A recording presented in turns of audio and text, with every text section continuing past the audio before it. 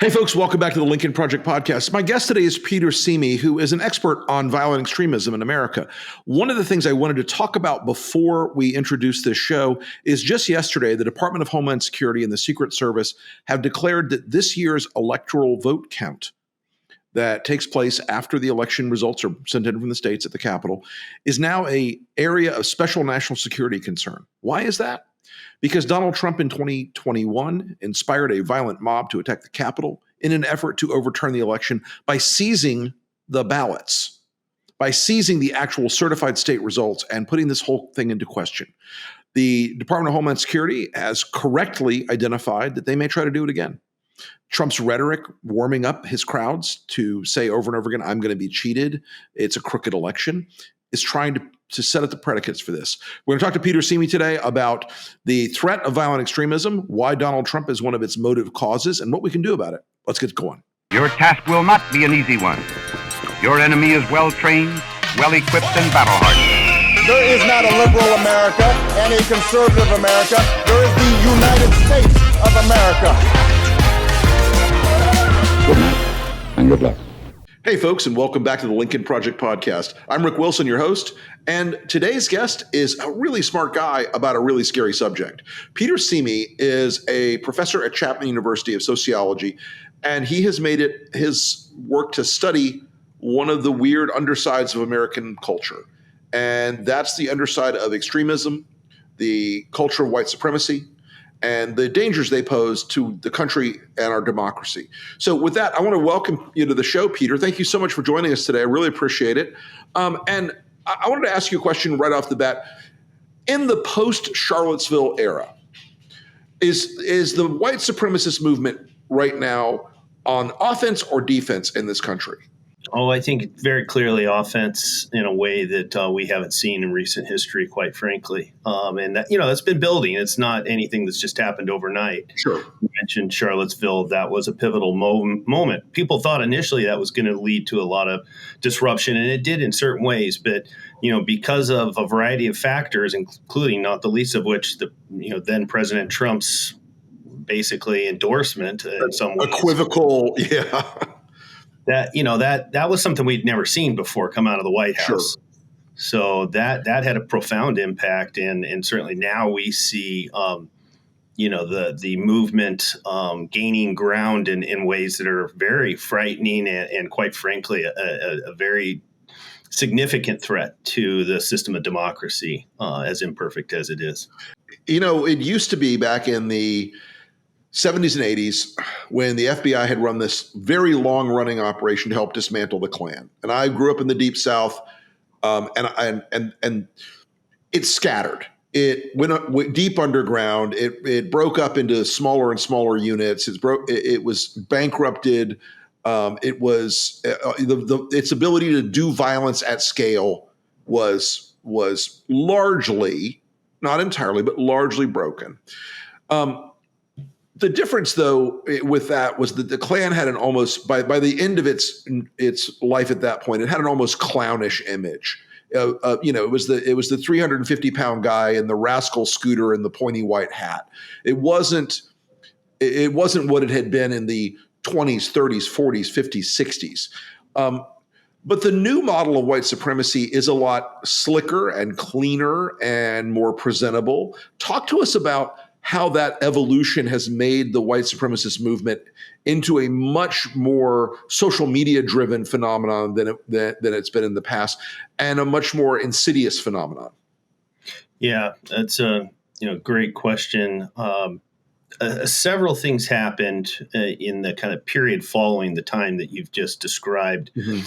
In the 80s and 90s, we started seeing real efforts among folks of various types of white supremacist groups. I think one of the problems we have in terms of thinking about this issue is we have certain stereotypes in our minds. So, the Klan obviously being the oldest one. So if somebody's not wearing a white sheet, they can't be a white supremacist.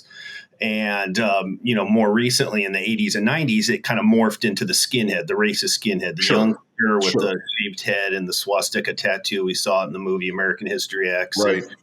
And that became kind of etched in people's minds. And so if the person didn't have a shaved head and a swastika tattoo, they couldn't be a white supremacist. And those were factions within the larger movement, certainly, and they got a lot of publicity for various reasons, including their involvement in violence. But there's always been much more complex array of folks involved in a much broader constellation. And you started to see in the 80s and 90s shifts towards, for instance, anti-government militia activity and the development of those types of groups that really didn't fit that older stereotype of the Klan. But we're certainly promoting, much, if not all, of the same types of beliefs.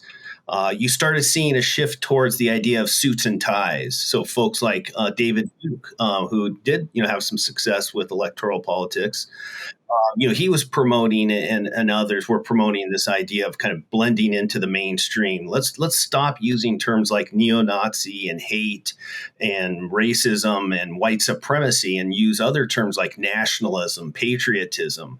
This isn't about hate, it's about love. So really trying to kind of flip things in a way, or at least rhetorically.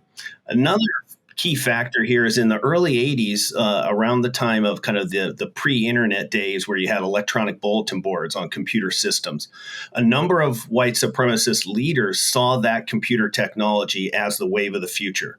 And they were very early in starting to recognize that this is a way for us to get our propaganda distributed to a wider segment of the population. It's a way for us to promote and shift and shape narratives about politics and issues that they felt were concerning, things like, immigration, that they were really, promoting as an invasion and using that terminology, which, now unfortunately has become kind of common parlance. So these were some of the shifts that were really happening that have just kind of, continued over the course of the 80s and 90s. And then when the 2008 election of Barack Obama, our first Black president, that really was a moment where you saw this kind of start to come to the surface much more visibly and erupt in certain kinds of ways. And then, of course, the election in 2016 was kind of the extension of that eruption.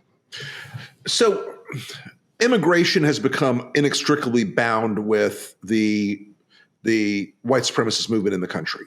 There is a sense that I think, and I'm curious about your thoughts on this, I think a lot of the folks in that movement thought they could use that as a recruiting tool into white working class, non-college men at some pretty significant scale, with the argument of the Mexicans took your jobs, the brown people took your jobs, the black people took your jobs, and they've all been given a free ride, and you are being screwed. And you're seeing it, I think, even today when they're with these largely fallacious stories like, oh, immigrants get to stay in 5-star hotels and all. That argument seems to me to be something that has become more about immigration and foreign dilution of the gene pool, all those things. It seems to have gotten a second wind. I mean, it's the cousin of eugenics, obviously, but it seems to have gotten a sort of second wind in that movement. Second wind, it's a hurricane of sorts that's blowing through our country in terms of how it's impacting folks. And I would agree, working class, but also even I would say it expands beyond that, in terms of even wealthy enclaves in various parts of the country that are predominantly white have fears about this kind of an invasion of sorts and encroachment into, that what they perceive and probably in many cases rightfully so, hard earned, and they've worked hard for the very nice home that they've been able to buy and the nice schools that they are able to send their kids to, and they feel very defensive about those things. And so I think it's working class, but it's also even middle and affluent sectors within the country who have really embraced this sense of kind of a resentment and anxiety and a frustration about people getting things that they don't deserve, and that this is encroaching on their way of life, frankly. Now, it seems to me that the sort of forward-facing white supremacists, they did take the Richard Spencers and the Chris Caldwells and the sort of Unite the Right guys from Charlottesville. They did take a pretty hard hit after that. Yeah. But in some ways, I think they might have achieved, maybe it was a Pyrrhic victory for them individually, but they shoved the Overton window a little further. And so I'm curious about your thoughts on the divisions inside the white supremacist movement, the incrementalists who want to keep like pushing the window a little bit at a time, and the accelerationists who want a race war. Now, look, I think that is a much lower probability, but talk to me about like how those two separate factions or lines of thinking or tendencies inside that movement are in the overall movement today. Yeah, this is long standing. There's been divisions. First of all, there's a lot of different factions, and sometimes that does create problems internally for the movement, and it does create susceptibilities. It creates defection problems, people coming and going because of leadership battles and interpersonal squabbles and various things of that nature can have a fragmenting effect on the movement, and we often will focus on that. And in doing that, we sometimes miss the fact that the fact that they have these factions and these divisions doesn't keep them from sustaining themselves. And in some ways, the different divisions strengthen them in that they give them different points of focus, where you have some folks who are very much oriented towards explicit violence. We want race war, not tomorrow, today, and any kind of violence is good violence because it's going to help collapse the system. And then you have the incrementalists, like you mentioned. And frankly, there's more a crossover between these two sectors than I think sometimes people recognize, where you have individuals who may simultaneously be working in both directions. So it's not always an either or. And that's again, long-standing. Duke, back in the 80s, he represented the kind of incrementalist mainstreaming approach. Other folks were very much in terms of revolutionary violence, the William Pierces of the National Line wrote the book, the Turner Diary types. Yeah, exactly. But, Duke was also helping Donald Black in his attempted invasion and takeover of the Dominica Island. And he was helping with setting up arms dealing and so forth. So, you have folks playing both sides of the coin, and that's, I think, important to recognize. I was one of the squad of young, very so damn young people deployed down there to go beat David Duke from the Republican Party when he ran for governor in Louisiana. So, he Duke was always one of those guys who the suit and tie and the decent haircut could never disguise completely who he was. He tried hard. I mean, and you saw, and I always thought of Richard Spencer as the sort of next iteration of Duke, the guy with a well-cut suit and a good haircut, who could present a little better, but then he couldn't hide it. Had to do the Heil Trump, Heil victory thing right after the inauguration of Trump in 2017. And so, I mean, on the upside, some of these people, or a lot of these people, seem to me to always be somewhat self-limiting. They always seem to be somewhat incapable of playing the game they think that they're playing in the broader society because their message is so repugnant. Yeah, I think that's a fair point. Part of it, I think, has to do with, some of these folks are charlatans, certainly, and grifters. Some of them are just sincerely, deeply committed to pugnacious, very antisocial, destructive values and beliefs. And they have a hard time keeping that in and putting on a more polished face when they have these deeply felt beliefs that where they want to do Nazi salutes. They want to be able to do that, openly, and they want to be able to say ugly, violent things openly. And it's hard to keep up that face, that front stage. And so the backstage comes kind of screaming forward and opposes them sometimes. And obviously that can be counterproductive for them. Although, I do think some of this is getting mainstream. So that backstage ugliness, because, you mentioned the Overton window and the normalization process, what appears to be some changing norms around political violence, frankly. It's now, that ugliness, that backstage stuff isn't as counterproductive as it was, 10 years ago. Yeah, I think that's right. So one of the people that has been a promoter of one of the central elements of today's white supremacy movement is Tucker Carlson with the white replacement theory, and you can see it in their rhetoric, you can see it in their in their materials. You can see it in their video productions. They're always on this, like, Americans are white Americans are only 57% of the population. It's crashing fast. And white people are only 11% of the world. It's crashing fast. The whole world is in a global population rundown. There's no populations that are rapidly growing anymore. But the idea of white replacement has become really central. Elon Musk is another one. They've all gotten into this frame where they're super concerned about it. And I'm curious, like, with a guy like Tucker Carlson, who was promoting that on the biggest cable network in the country, what role do you see him as having played in the last few years as a way to give a lot of the people that have a much uglier, even more ugly set of beliefs below him permission to start talking about race in the ways that enable them to build that white supremacist movement?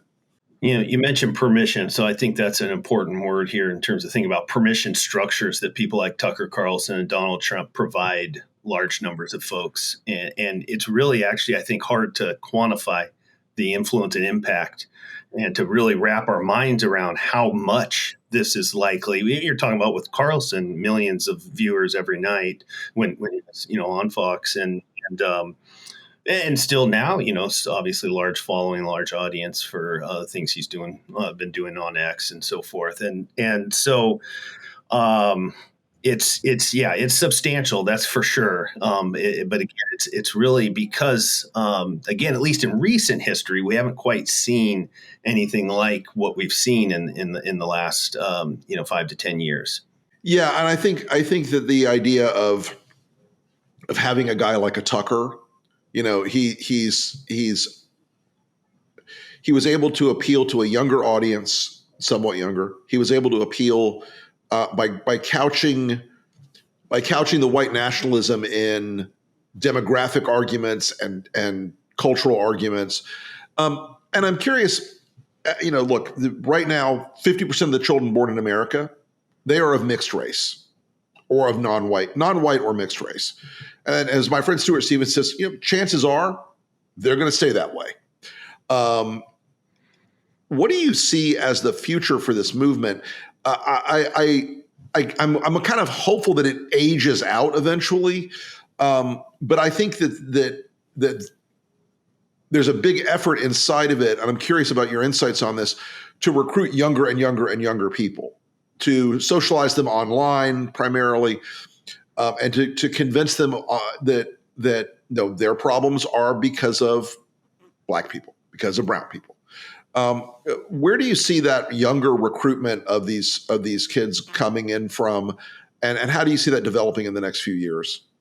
Well, the online aspect, the digital spaces, the gaming subculture that's largely online. These are huge pipelines, and there's substantial efforts, as we speak, for formal recruitment, but also a lot of informal cultural kind of aspects that are consistent with white supremacy in terms of the normalization of, for instance, the use of the N-word in a lot of gaming spaces, and even online more broadly, the way in which language is just routinely of a very toxic nature. That's good news for white supremacists, because that kind of toxicity is their bread and butter. Sure. Toxic stuff that's unrelated to politics per se, culturally, is helpful in terms of setting things up for them so that they can then inject their worldview, their framework, their political positions into that kind of universe that's already kind of set up to view things in a very kind of vile way. So there's a real pipeline there. There's also, though, as children are raised in certain environments, in certain neighborhoods, in certain families that may be embracing this kind of fear and anxiety about demographic change. Obviously, that's very influential for child development and children seeing the world in particular ways. So that's obviously very troubling, and you would like to think that schools could offset some of that, but schools are in a tough position Schools are frankly under attack as we speak across the country, and so they're limited in terms of what they can do to offset some of those influences. And how do you develop interventions for families that frankly aren't necessarily interested in changing their views or having a more open dialogue about some of these issues? That's very difficult. That's a really interesting point. Is that in some ways, my next question was going to be like, how do you push back against this? How do we, as a culture, as a society, as a nation, how do we push back against this virus that always seems to be hovering underneath the surface and it's not just American culture. It's a global problem. But how do we push back against that, especially given that the uptake and the ability of them to use a lot of the tools, social media, gaming culture, all those things, to persuade these young men, and they are vastly, the vast percentage of them are young men. How do we persuade them away from this? How do we push them out of a culture that is, that they're too young to understand how pernicious the culture is? Yeah. So I think there's three things on a broad scale and then one on a little bit more individual scale. The three broad scale things that I think are important. One is we need to frame this problem as a challenge, as a threat to democracy. And so we're talking about anti-democratic forces at play. And would hope that you could get that into more of a, less of a partisan dialogue by framing things in terms of democracy. Although we're seeing some real challenges with that because unfortunately, there is a certain attractiveness of authoritarianism, and frankly, democracy is a new way of doing governance. It's not that old, and there are real reasons why people might prefer other systems of governance that don't involve democracy. But that's even more reason why we need to really be doubling down on trying to figure out from a kind of civic culture perspective, how do we, center this discussion about democracy? Second, I do think we have to tackle the illogic of race and racism. That's got to happen at an early age. But, none of this makes sense in part because race doesn't make sense from a scientific standpoint. These are social categories. They have some biological basis, but certainly not the kind of biological basis we ascribe to them. Especially when you start talking about migration patterns and how much intermarriage there is across various groups from different geographic parts of the world. I mean, all of this starts to fall apart in terms of these kind of fixed racial categories that white supremacists base their entire world on. So that's got to be attacked, and we can do that through cultural means. I think we can do it through education, but we've got to have national leaders who embrace, a different way of talking about race. And of course, we've seen recently the exact opposite of that with Donald Trump and his way he's attacking Kamala Harris in terms of her racial identity. So terrible example of the opposite of what we need to be doing. I mean, as an old friend of mine, who's a bit a mentor of mine, he's in his 80s now, said to me the other day, he goes, eventually Donald Trump will start discussing phrenology and the shape of her skull at this point, because that's how primitive and weird and backward his ideas about her racial heritage are. This is not a country. I think he's a eugenicist, and I think, certainly to the extent that he's familiar with those ideas, I think he subscribes to them. I think I have written a couple of books about the guy. There is some evidence that he believes that there are very strictly racially defined characteristics of intelligence and competence and capability, which are, look, he inherited those from his dad. His dad was a overt flaming racist, and Trump is, the fruit has fallen not far from the tree.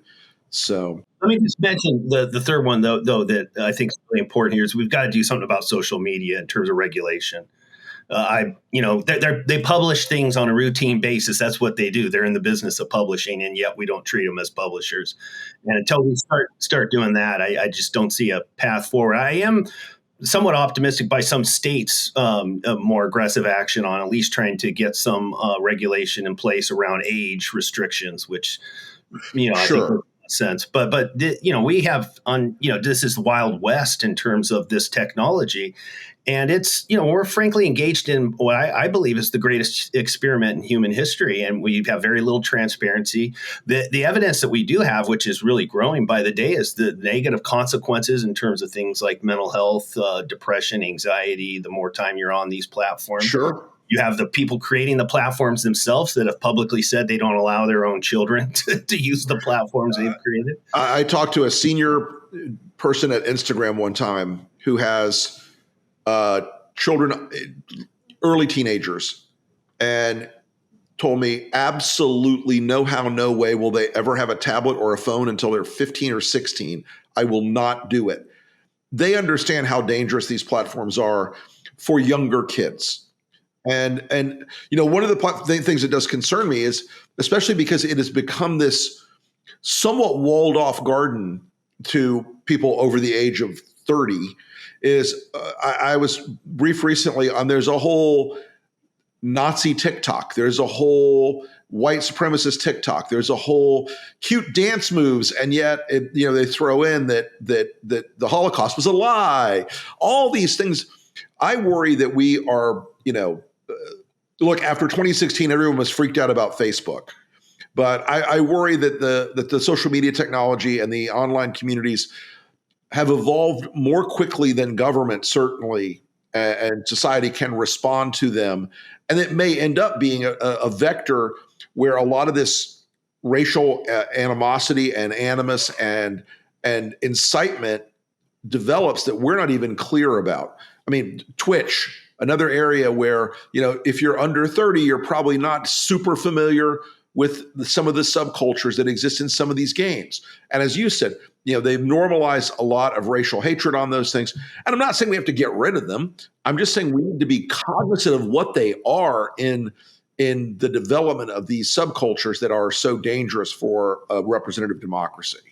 Look, we didn't get rid of cigarettes to get a handle on smoking. What we did is we engaged in a massive national public health strategy and camp that involved lawsuits, was part of that strategy. And I think we need to be thinking in similar terms here. We have a public health crisis when it comes that's right. I think that's right. It is a crisis that we can't wait for people to become better. Because I think a lot of the people that end up getting stuck in this get stuck in it. They find themselves in this subculture, and it catches them, it captures them, it changes their life where they can't. Look, once you're a white supremacist standing up at Charlottesville, your job chances have gone down pretty significantly in the country. And people like the Matt Heimbachs of the world, they kind of regret what they did, but they're stuck in that culture now.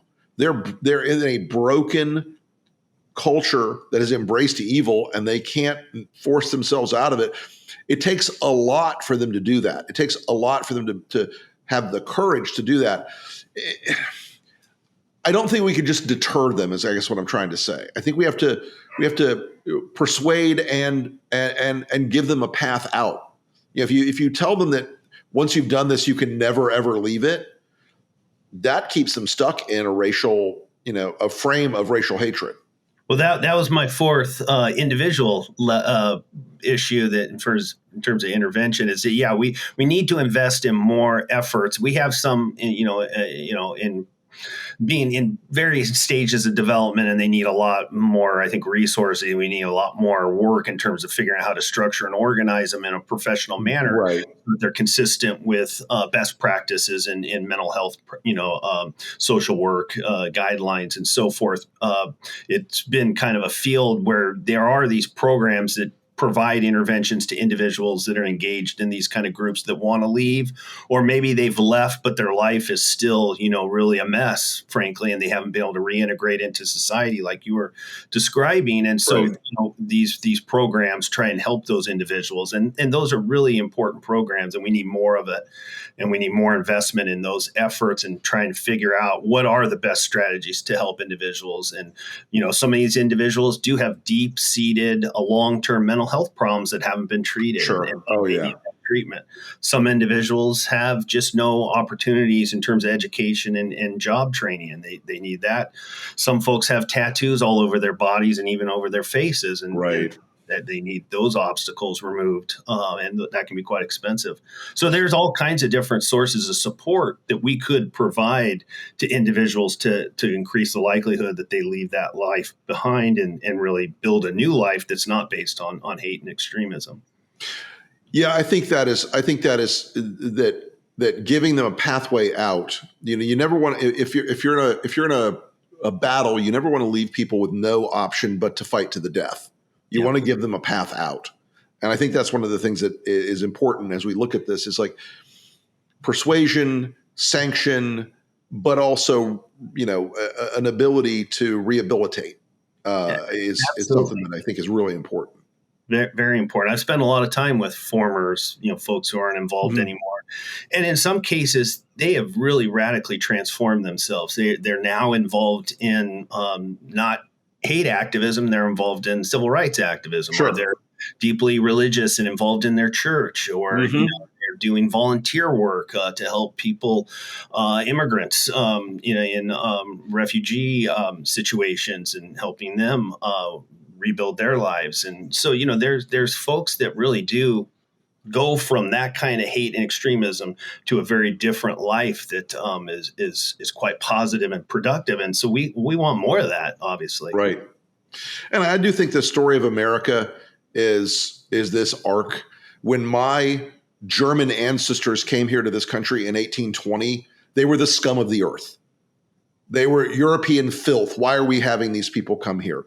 And then in successive waves, the Irish, the Italians, the Jews, the Vietnamese, all these waves where they're the hated community becomes America. That's the gift of this country. The propositional gift of this country is that you it's not blood and soil. It's the idea and the ideal. And I think that the fundamental gift this country gives people is that chance to become something better. And I want to just thank you for the work you do and looking into how we can mitigate some of these problems that are still out there and keeping us from doing that. And let me know if there's anything else you want to promote or your socials, and we'll wrap up this interview. Okay. Well, I don't have any social media handles. So smart. Good for you. God bless. We do have a new book out. Tell me. Yeah, it's called Out of Hiding. I co-authored it with Kathleen Blee and Robert Futrell, and it looks at many of the issues we've been discussing. Okay. The book, folks, is Out of Hiding, and it is available on Amazon and everywhere fine books are sold. And it's something I think that summarizes a lot of the work that we were discussing today, and I think it's a valuable effort that you guys are pursuing, because this really is one of the most corrosive factors that's harming our democracy. So, Peter Simi, thank you so much for coming on the Lincoln Project podcast today. We'll talk to you again soon. Thank you for having me. You bet.